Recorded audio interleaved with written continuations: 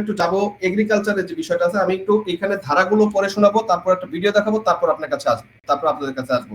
আপনি এর মধ্যে চাইলে একটু মানে সাইন আপ করে আসতে পারেন যদি আপনার মনে হয় সাউন্ডটা একটু কিন্তু প্রবলেম করছিল আপনার। আমি একটু পয়েন্টগুলোতে আবার একটু যাই।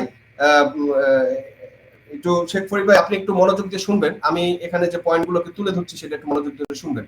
এরপরে আমাদের যে টপিকসটা আসতেছে সেটা হচ্ছে যে এগ্রিকালচার ফার্মাসিউটিক্যালের পরে যে জিনিস এগ্রিকালচারের ক্ষেত্রে যে পয়েন্টটাতে আমরা খুব বেশি প্রথমত যা আসতে চাচ্ছি সেটা হচ্ছে যে এগ্রিকালচারের ক্ষেত্রে প্রথম দুইটা পয়েন্টে আমার কোনো কথা নাই। দ্বিতীয় পয়েন্টে আপনি দেখেন, দ্বিতীয় পয়েন্টের ক্ষেত্রে 2 নম্বর অনুচ্ছেদে কি বলা হয়েছে, আমরা যদি উপরেটা দেখি, অনুচ্ছেদ 1 অনুসারে বাংলাদেশ যুক্তরাষ্ট্র বাংলাদেশের মধ্যে সম্মত যে কোনো দ্বিপাক্ষিক রপ্তানি সার্টিফিকেশন ডকুমেন্ট ইলেকট্রনিক ডেটা উৎপাদনকে গ্রহণ করবে এবং যা যুক্তরাষ্ট্রের সরকারের সার্টিফিকেশন অনুযায়ী খাদ্য এবং কৃষি পণ্যের উৎপাদনের জন্য প্রযোজ্য হবে। বাংলাদেশ নিশ্চিত করবে যে ভবিষ্যতে কোনো পরিবর্তন যুক্তরাষ্ট্রের সম্মতিত করা হবে। পয়েন্টটি 3 নম্বর বলা হচ্ছে বাংলাদেশ ইউএস খাদ্য কৃষি পণ্যের আমদানির জন্য সার্টিফিকেটের প্রয়োজনীয় স্বীকৃতি ও তথ্য সীমিত করবে। তার মানে হচ্ছে এবং যতটুকু ইউএস এর প্রযোজ্য নিয়ন্ত্রণ মেনে চলার জন্য প্রয়োজন। এখানে যেটা বলা হচ্ছে ইউএস খাদ্য পণ্যের আমদানির জন্য সার্টিফিকেটের প্রয়োজনীয় স্বীকৃতি এবং তথ্য সীমিত করবে। আচ্ছা, তারপর হচ্ছে এরপর মধ্যে আপনি দেখেন ডেইরি প্রোডাক্টস, মানে এখানে দুগ্ধজাত প্রোডাক্টের ক্ষেত্রে বলা হয়েছে সেটা প্রথম যে শর্তটা বলা হচ্ছে বাংলাদেশ নিম্নলিখিত শর্তে সম্মতি দিবে। 3 নম্বর শর্তটা একটু দেখেন, 1-2 নম্বর শর্তগুলো আমরা যদিও ছেড়ে দেই। 3 নম্বর শর্তদের ইউএস দুগ্ধজাত পণ্যের আমদানির জন্য কোনো ধরনের স্থাপনা নিবন্ধনের প্রয়োজনীয়তা আরোপ বজায় রাখবে না। মানে স্থাপনা নিবন্ধনের প্রয়োজনীয়তা আরোপ বা বজায় রাখবে না, যে স্থাপনা আছে কি নাই এই প্রশ্ন বাংলাদেশ সরকার করতে পারবে না। 2 নম্বর পয়েন্টে আসেন, এরপরে যেটা বলা হয়েছে মিট অ্যান্ড পোল্ট্রি। দেখেন মাংস এবং পোল্ট্রি যে জিনিসগুলো আসবে সেটার ক্ষেত্রে বাংলাদেশ ইউএসএইড এর ফুড সেফটি এবং ইন্সপেকশন সার্ভিস এফআইসি কর্তৃক পরিচালিত মাংস, হাঁস মুরগি, প্রক্রিয়াজাত মাংস, ডিমজাত পণ্য, খাদ্য নিরাপত্তা তদারকি কার্যক্রম স্বীকৃতি দেবে। এর মধ্যে কোল্ড স্টোরেজ, ওয়্যার হাউস সহ সকল উৎপাদন স্থাপনা থাকবে। এতে ইউএস এর মাংস, হাঁস মুরগি, প্রক্রিয়াজাত মাংস, ডিমজাত পণ্যের আমদানির অনুমতি সহজ হবে। এখানে আরো কিছু বিষয় বলা হয়েছে যেগুলো বাংলাদেশকে ওভারলুক করতে বলা হয়েছে। এই কেন বলা হয়েছে এবং এইটা আমাদের যুক্তিসঙ্গত কতটুকু সেটা দেখার জন্য আমরা যদি যাই, একটু আপনারা খেয়াল করবেন। আমি একটু একটা স্ক্রিন শেয়ারে একটা ভিডিওতে যেতে চাচ্ছি, সেই ভিডিওটা দেখলে আমার কাছে মনে হয় যে আপনাদের কাছে জিনিসটা ক্লিয়ার হবে এবং দর্শকের কাছে ক্লিয়ার হবে। আমরা একটু ভিডিওটা দেখি। In the next few minutes, you will be given an eye-opening look behind the closed doors of modern farms, hatcheries, and slaughter plants, revealing the journey that animals make from farm to fridge. And turkeys are denied many of their most basic natural behaviors and needs, such as fresh air and exercise. Sick or injured birds often have their necks broken. Others are clubbed to death. At the slaughter plant, the birds are dumped from their crates, then roughly snapped upside down into moving shackles by their fragile legs. From there, the birds are dragged through an electrified which slices their throats, causing blood to pour from their necks. The egg industry subjects chicks to horrors few of us can even imagine. Because male chicks don't lay eggs and do not grow quickly enough to be raised profitably from meat, they are killed within hours after hatching. Male drop male chicks into trash bags to be smothered or suffocated. To feed reduced by overcrowded living conditions, workers use a hot blade or laser to remove part of the chick's beaks. This mutilation can cause both acute and chronic pain. After debeaking, the birds are moved to cages where they will spend the rest of their lives. Nearly 95% of egg-laying hens spend their lives confined in tiny wire cages like this. The majority of today's dairy cows are confined on factory farms. Workers subject young cows to painful mutilations and amputations. Here, a worker cuts off a cow's tail, slicing through her sensitive skin, nerves, and bone without any painkillers. Injuries and illness often run rampant in filthy, disease-ridden factory farm environments. Cows too sick or injured to stand are called downers and are often left to slowly suffer and die from their injuries. Calves on dairy farms are dragged away from their mothers and violently killed, all so that humans can have the milk instead. At a fresh ship to slaughterhouses. Cut, and their limbs hacked off while still alive and conscious. For nearly their entire 4 months soon after birth, piglets are castrated by workers who cut into their skin and rip out their testicles. Next, the workers chop off their tails. Both of these painful procedures are nearly always done without anesthesia. Piglets who become sick or injured or who are not growing quickly enough are killed. Slaughter. At the slaughterhouse, pigs are knocked in the head with a steel rod, hung upside down, and have their throats slit.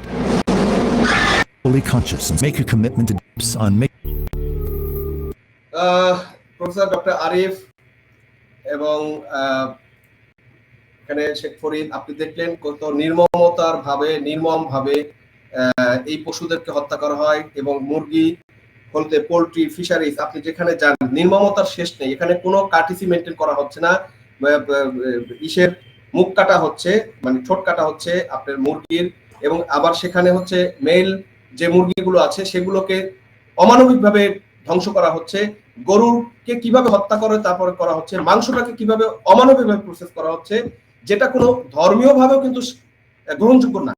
এইভাবে এই পণ্যগুলো দেখছেন, আমি এখানে যে চুক্তিতে বললাম যে আপনি একবার যখন সার্টিফাইড দিয়ে দিবেন আমেরিকাকে, পরবর্তীতে এই প্রতিষ্ঠানগুলো থেকে আপনি কোনো কোয়ারিজ করতে পারবেন না সে আপনাকে কোন ধরনের প্রোডাক্ট দিচ্ছেন। আপনি দেখেছেন কি পরিমাণ অস্বাস্থ্যকর অমানবিক এই উৎপাদিত পণ্য বাংলাদেশে পাঠানোর জন্য এই আমেরিকা একটা গোপন চুক্তি করছে। আরিফ ভাই, আপনি যদি এই ব্যাপারটাতে একটু ডিটেইলস বলেন যে এই পরিস্থিতিটা এফেক্টটা কি হতে পারে।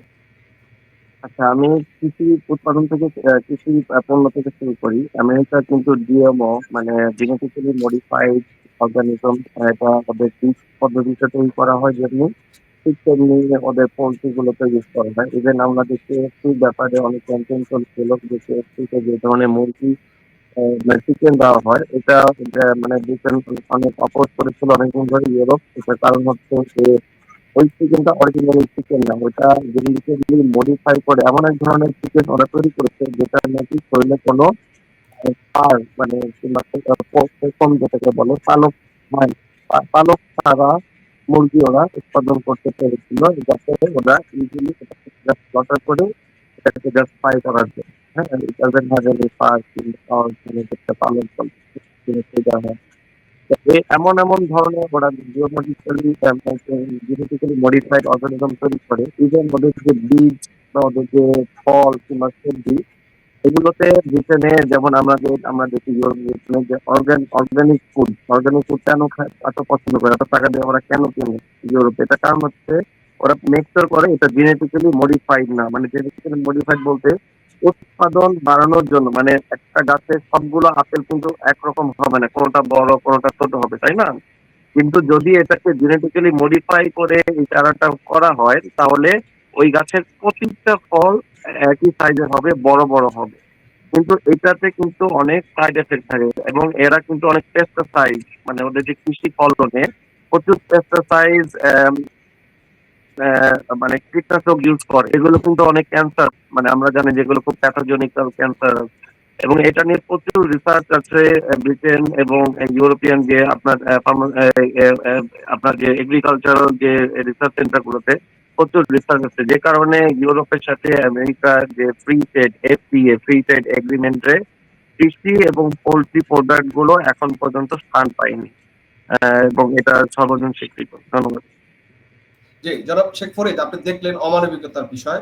এরকম নৃশংস হত্যা করে পশুকে তারপরে মিট বানানো হবে, মুরগিকে বড় করা হবে, পোল্ট্রি করা হবে, এবং সবচেয়ে বড় কথা হচ্ছে ভারত থেকে আমরা কিন্তু ডিম যেটা আনতাম লাইভ ডিম, মানে সেটা আপনার ফ্রোজেন করার কোনো প্রয়োজন নেই, কিন্তু আমেরিকা থেকে একটা ডিম আসলে সেটা আসতে লাগবে প্রায় 30 দিন। তো এবং তাকে ফ্রোজেন করে রাখতে হবে, তাহলে সেই খাবারটা আমাদের খেতে হবে, এবং কি অস্বাস্থ্যকর, এবং কিভাবে আমরা মুসলিম প্রধান একটা দেশ, সেখানে হালালের একটা বিষয় আছে। আপনি এই যে পশুকে যেভাবে হত্যা করলো, মাথায় বাড়ি দিয়ে হত্যা করে তারপর তাকে করলো জীবিত অবস্থায়, মানে পেইন হচ্ছে, মানে তার চামড়া কাটতেছে বা তার মানে সেন্সিটিভ অঙ্গ কাটতেছে, সে তাকে অ্যানেস্থেসিয়া দেওয়া হয় নাই, এরকম ভাবে অমানবিক ভাবে প্রোডাকশন করে সেই খাদ্যগুলোকে আমাদের বাংলাদেশে খাওয়ার জন্য পাঠাবে, এবং সেগুলো গোপন চুক্তির মধ্যে ইউনুস আমাদের খাওয়াতে চাচ্ছে। মানে এই বাংলাদেশ, এটা কি বাংলাদেশের জনগণ কোন রকম মেনে নিবে? এখন মানে আমি কিন্তু মানে এত কিছু আমি পড়ি স্টাডি করি, আমার কিন্তু এগুলো মাথায় ঢুকতেছিল না যেগুলো ঘটতেছে আমাদের দেশে। তো সাধারণ জনগণ তো আরো জানবে না, এটাই স্বাভাবিক। তো এখানে তো ইউনূসের ইচ্ছার উপর নির্ভর, ডক্টর ইউনূসের ইচ্ছার উপর নির্ভর করতেছে কি হবে কি হবে না। কারণ এখানে তো কোনো মানবাধিকার নেই, বাক স্বাধীনতা নেই, আইন আদালতে যাওয়া যায় না, প্রধান বিচারপতিকে উকিল দেয় না, পিঠ মোড়া বাদ দিয়ে নিয়ে যায়, হাত বেঁধে পা বেঁধে নিয়ে যায়, আদালতে মারে, তো আপনি তো কোর্টে যেতে পারবেন না। গেলে আপনাকে বলবে ফ্যাসিস্টের দালাল, আওয়ামী লীগের দালাল, শেখ হাসিনার দালাল, এগুলো বলবে। তো সুতরাং এখন তো কেউ কোর্টে যাবে না, তাই এটা ইউনূস আমাদের বাধ্য করবে এগুলো গেলাতে। কিন্তু আমি মনে করি এই যে আপনার চ্যানেলের মাধ্যমে জনগণকে আমরা সচেতন করব, আমাদের সাধারণ জনগণ যারা স্ট্রিট পিপল, এমনকি সাধারণ জনগণ যারা, তাদেরকে যদি আমরা সচেতন করতে পারি, তাহলেই কেবল আমরা ঠেকাতে পারবো, এছাড়া আমাদের পক্ষে সম্ভব না। আমরা আশা করব প্রফেসর খানের মতো, আরিফ খানের মতো যারা আছেন, তারা এগুলো গবেষণা আমাদের সামনে তুলে ধরবেন। আমরা এই তথ্যগুলো জনগণের কাছে সামনে তুলে ধরবো। আশা করি জনগণ সচেতন হলে এটাকে ঠেকানো যাবে। আর আপনি যেটা বললেন, আমি বুঝতে পারলাম না, আমেরিকা থেকে আন্ডায় না, মানে এখন জামালপুরের ভাষায় বলি, আমাদের দেশের সরকার কি উন্মাদ হয়ে গেল নাকি? ধরে নেন আরিফ খান আমার প্রতিবেশী, তার কাছ থেকে যদি আমি কোনো কিছু ধার নিতে পারি বা কিনতে পারি বা বেচতে পারি, তাহলে আমি কেন চলে যাব 7 সমুদ্র 13 নদীর পারে? আমেরিকা থেকে ডিম কিনে আমাদের খেতে হবে?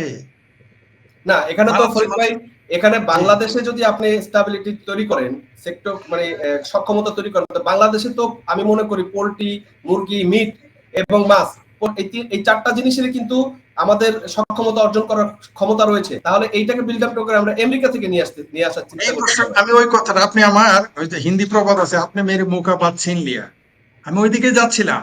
আমাদের দেশ ধানে স্বয়ংসম্পূর্ণ, প্রফেসর সাহেব জানেন। আমাদের দেশ, তারা একাডেমিক এগুলো তাদের কাছে রিসার্চ আছে, তাদের কাছে আমরা জেনেছি মাছের স্বয়ংসম্পূর্ণ, মুরগি, হাঁস মুরগিতে স্বয়ংসম্পূর্ণ। আপনি আরিফ খানকে একটু নেন, আমার এখানে সাউন্ড হচ্ছে। হুম, জি। আহ, আমরা আসলে এই ইয়েটা রশিদ ফরিদ, আমরা আসলে আজকের পর্বটা এখানে শেষ করতে চাচ্ছি। এই পর্বটা টু বি কন্টিনিউ হবে এবং আমরা দর্শককে বলতে চাই এই চুক্তির মাত্র 3 ভাগের 1 ভাগ আপনাদেরকে প্রেজেন্ট করেছি, বাকি 2 ভাগ আমরা আরো 2টা পর্বে প্রেজেন্ট করব এবং ধারাবাহিক এই পর্বটা আপনার চোখ রাখবেন। এবং আপনাদের কাছে সবচেয়ে গুরুত্বপূর্ণ বিষয় আমি তুলে ধরবো যে বাংলাদেশে যে মাইলস্টোনের যে বিমান ঘটনা ঘটেছে, কোথাও কিনা এই চুক্তির ভিতরে যে তথ্য রয়েছে সেই তথ্যের সাথে এই ঘটনার কোনো সংযোগ রয়েছে কিনা সেটা শেষ পর্বে অবশ্যই আপনারা পাবেন। কারণ এই চুক্তিতে এই বিমান ক্রয়ের ব্যাপারেও কিন্তু তথ্য রয়েছে, বিমান ক্রয়ের ব্যাপারে কিন্তু বিধিনিষেধ এবং চায়না থেকে যাতে না কেনা হয় সেই ধরনের বিষয় রয়েছে।